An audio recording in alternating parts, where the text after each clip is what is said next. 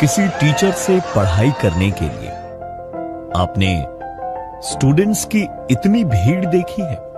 अगर टीचर के पढ़ाने का तरीका ही अनोखा हो तो ये सपना नहीं, हकीकत कहलाएगा। ये कौन है? पटना वाला यहीं पे आएगा का?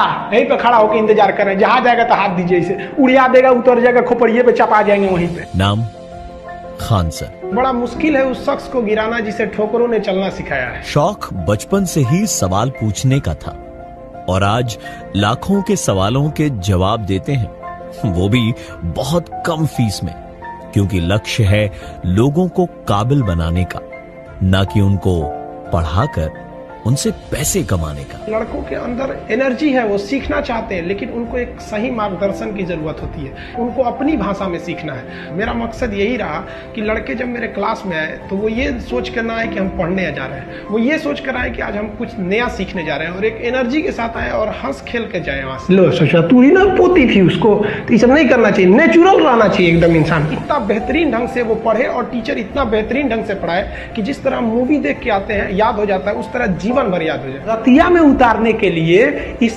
पेंटिंग टेंटिंग का कोई जरूरत नहीं पड़ेगा, तब वहां पे लाइट जलाना पड़ता है, धुकधुकवा लाइट। चाहते तो शिक्षा को अपनी कमाई का जरिया बनाकर करोड़ों रुपए कमा सकते थे, ऐशो आराम की जिंदगी जी सकते थे, पर इन्होंने जो रास्ता चुना वो मुश्किल जरूर है, पर वो मुश्किल रास्ते ही अक्सर इंसान को कामयाबी की ओर ले जाते हैं। जो लोग हमें करोड़ रुपए में खरीद सकते हैं, तो फिर वो कहीं ना कहीं स्टूडेंट से ही फीस लेंगे।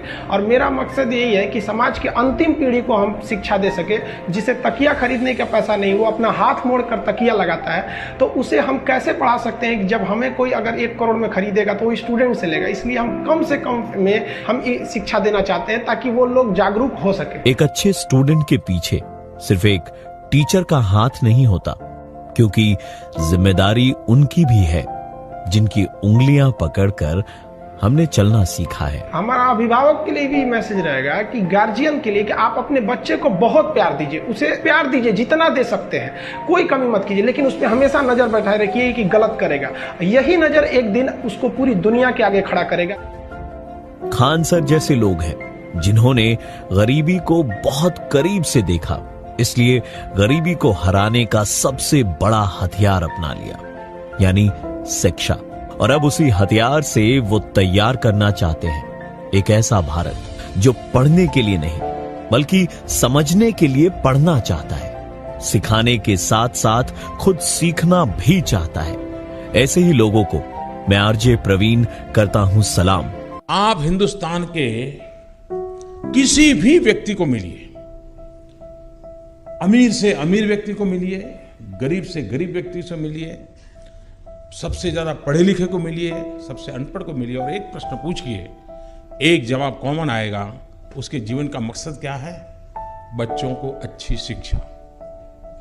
किसी को भी पूछा, आप अपने ड्राइवर को पूछिए, भाई क्या क्या सोचते हो? नहीं साहब, बच्चों को अच्छी शिक्षा मिल जाए, मेरी तो जिंदगी ड्राइवरी में पूरी हो गई, उसको मैं कुछ बनाना चाहता हूं।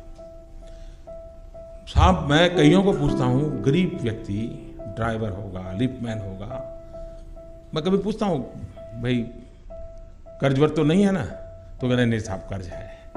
कर्ज किस बात का है? बच्चों को अच्छी स्कूल में पढ़ने के लिए कर्ज किया उसने। इसका मतलब हुआ कि देश में सबसे ज्यादा मांग अगर किसी की है तो बेस्ट टीचर्स की है। हम इस बेस्ट टीचर निर्माण करने को और सामान्य व्यक्ति को लगे कि भाई टीचर बनना एक बड़ा गौरवपूर्ण काम है और मैं बहुत कुछ कंट्रीब्यूट कर सकता हूं।